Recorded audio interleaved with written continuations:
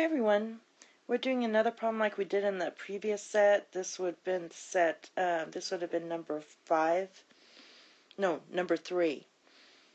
So basically read the problem. I went ahead and set up a table for you and try to fill in the table and then pause the video and proceed on.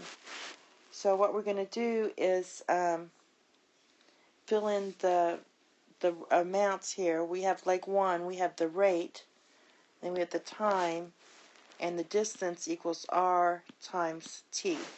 And for leg 2, we have 1.5r, and then for the time we have 1.5t, and when you multiply that you get 2.25 RT. Average speed formula equals total distance over total time.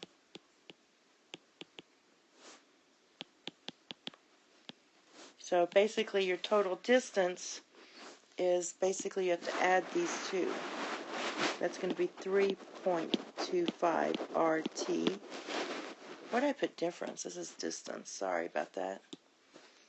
This is what happens when you do it late at night. So that's your distance. So total distance is 3.25 RT over your total time. And your total time is those two added together, which is going to be 2.5 T. Alright, and if you want to simplify this, we can write this as 325 R over 250 T, which equals, blah, blah, blah. This is RT. So when you simplify this, you're going to get 1.3 R. Now, it's asking you the percent by which 1.3 R is greater than R. So all you need to do is know that 1.3 R is what percent greater than 1.0 R. So we know that 0, we're looking at this here. This is 30% there. So picking numbers is also a great strategy for this question. If you let R be 10 and T equal 10, it actually helps you slice through the intricacies of the question in seconds. So the answer is C.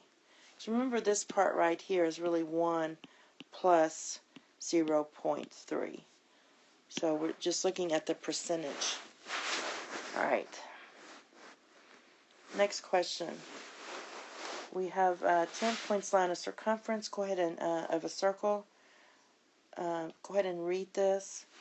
And what we're going to be doing is using a combination formula. So I'll give you a hint before you pause the video that this is the formula you'll be using. Sometimes in my class we don't use K, we use R, but there's the formula.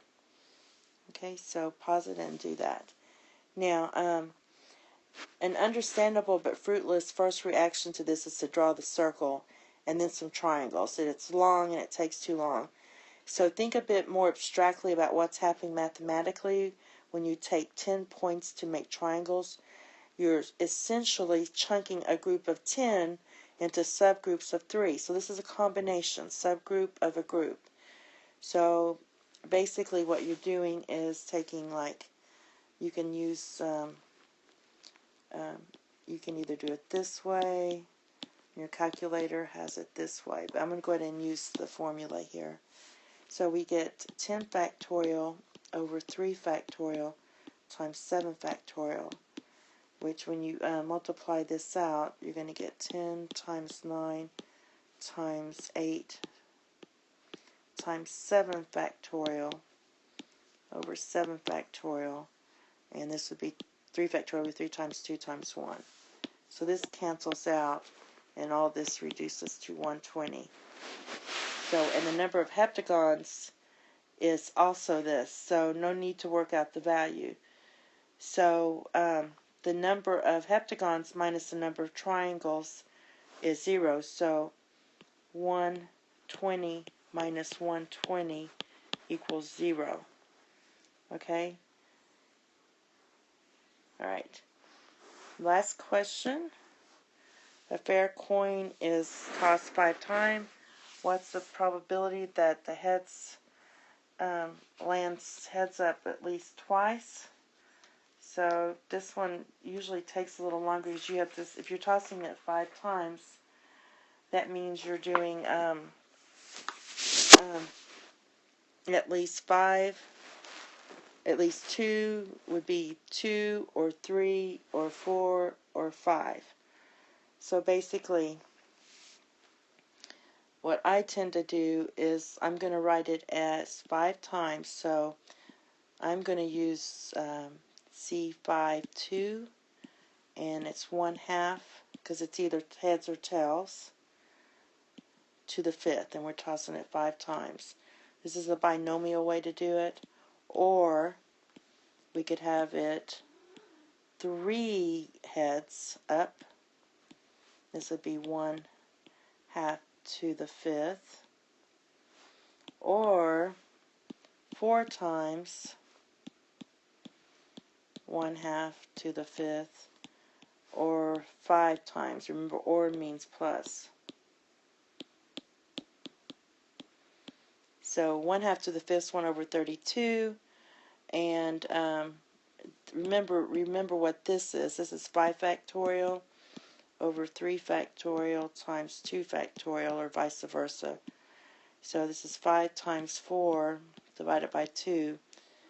So this is 10, and if you don't have a calculator, so it's 10 times 1/32, plus this is 10 as well, because it's the same as this one. So it's 10 times 1/32, plus 5, this is 5, over 1/32, plus this is 1/32. And so we have 10 plus 10 plus 5 plus 1 all over 32, which equals 26/32. And I thought we didn't have the answer, but I guess we can reduce this. So this would be 13/16. So that's our answer. Okay, this one I have a video on. It's called Binomial Experiments and Simulations, if you want to look at that, because you don't want to write all this out the long way and think about it this way. If you can get this part down, it's pretty easy, and it makes it easier for your math when you're taking your test. Thank you, and have a nice day. Bye-bye.